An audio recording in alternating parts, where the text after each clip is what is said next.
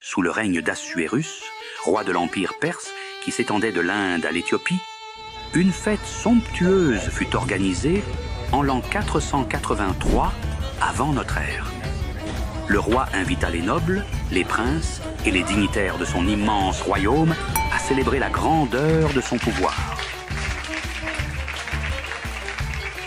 Mais au cœur de ce banquet, un événement inattendu survint. Assuérus, désireux de montrer sa puissance, ordonna à la reine Vashti de venir se montrer à ses invités pour qu'ils l'admirent. Mais Vashti, refusant d'obéir, choisit de défier l'ordre du roi. Ce rejet, cet acte de défi, humilia le roi devant tous. Son autorité fut sérieusement remise en question et son orgueil profondément blessé. Le roi bannit immédiatement Vashti du trône. Une nouvelle reine devait désormais être choisie. Dans tout l'Empire, des jeunes femmes de toutes les provinces furent rassemblées. Leur beauté, leur grâce, tout fut examiné avec soin. Chaque candidate rêvait secrètement de devenir la prochaine reine. Mais parmi elles se trouvait Esther, une orpheline discrète, sans statut ni prétention. Elle ne portait ni bijoux étincelants, ni tissus luxueux. Pourtant, il y avait une lumière en elle, une grâce qui dépassait la simple apparence. Pendant une année entière, les jeunes femmes furent initiées aux coutumes royales. Bains d'huile parfumée, massage aux essences rares, apprentissage des protocoles. Mais Esther garda en elle une humble prière. Rappelle-toi, Esther, tu es ici pour une raison bien plus grande que toi-même. Les derniers mots de Mardochée furent une bouffée d'air frais pour elle. Le jour tant attendu arriva enfin. Les jeunes femmes, toutes parées de somptueux vêtements, de bijoux scintillants et de parfums enivrants, se présentèrent une à une devant le roi. Chaque regard cherchait à capter son attention, chaque geste était calculé pour séduire. Mais Assuérus, insensible à ces artifices, laissa échapper un regard froid, refusant de se laisser séduire par tant de vanité. Puis vint Esther. Sans bijoux, sans parure, elle avança avec une simplicité saisissante. Son regard était calme, sa démarche assurée, une beauté naturelle qui se distingua de toutes les autres. Le roi, pour la première fois, sembla troublé. Il tendit la main et d'une voix ferme et claire, il déclara « C'est elle. Esther sera ma reine. »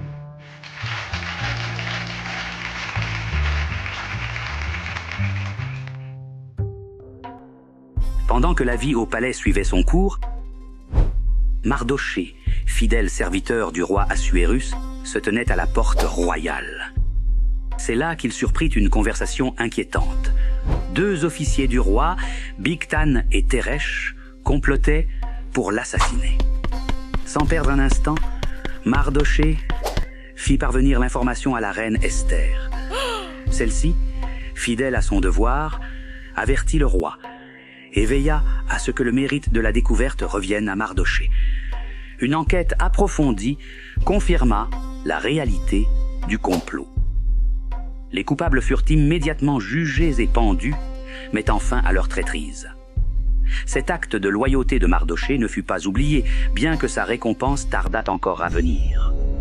Peu de temps après, un homme nommé Aman fut élevé par le roi Assuérus au rang le plus élevé parmi les nobles. Tous les officiers royaux reçurent l'ordre de s'agenouiller devant lui en signe de respect. Mais Mardochée refusa de plier le genou, fidèle à sa foi et à ses principes.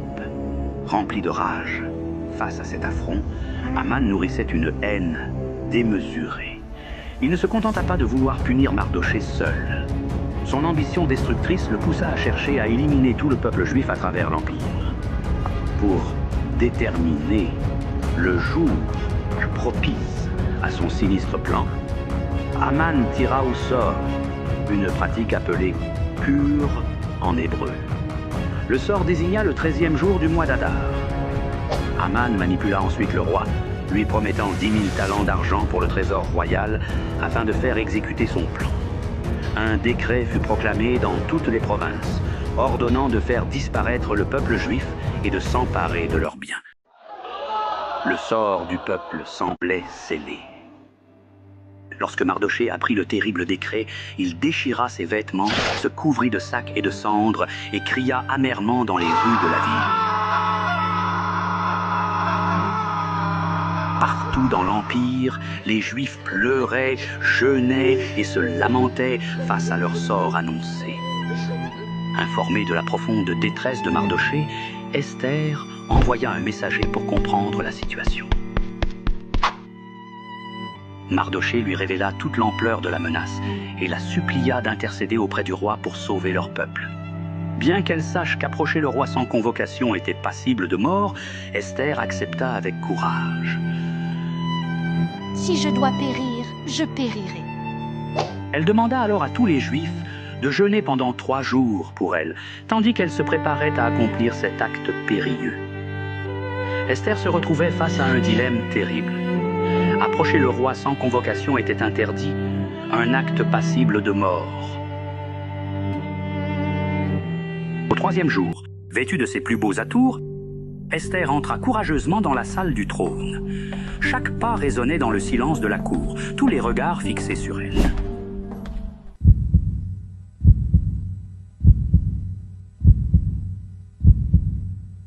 Assuérus, la voyant, tendit son sceptre d'or, signe qu'elle avait la permission de parler.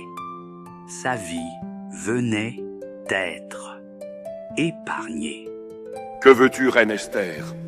Quelle est ta requête? Même si c'est la moitié du royaume, elle te sera accordée. Déclara le roi. Avec sagesse, Esther répondit: Si le roi le veut bien, qu'il vienne aujourd'hui, lui et Aman, à un banquet que j'ai préparé pour lui. Le roi accepta. Ce soir-là, au banquet, Assuérus, curieux, demanda à Esther sa véritable requête.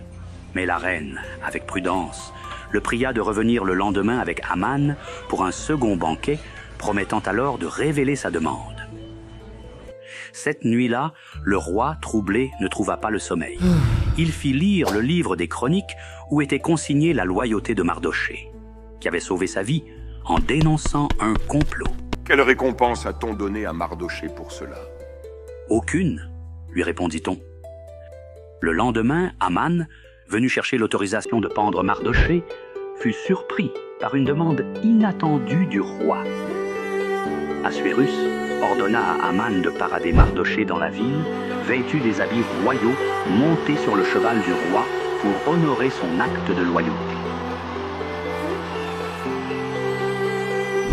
Aman, humilié, exécuta l'ordre à contre-cœur. Sa haine envers Mardochée grandit. Au second banquet, Esther dévoila enfin sa requête.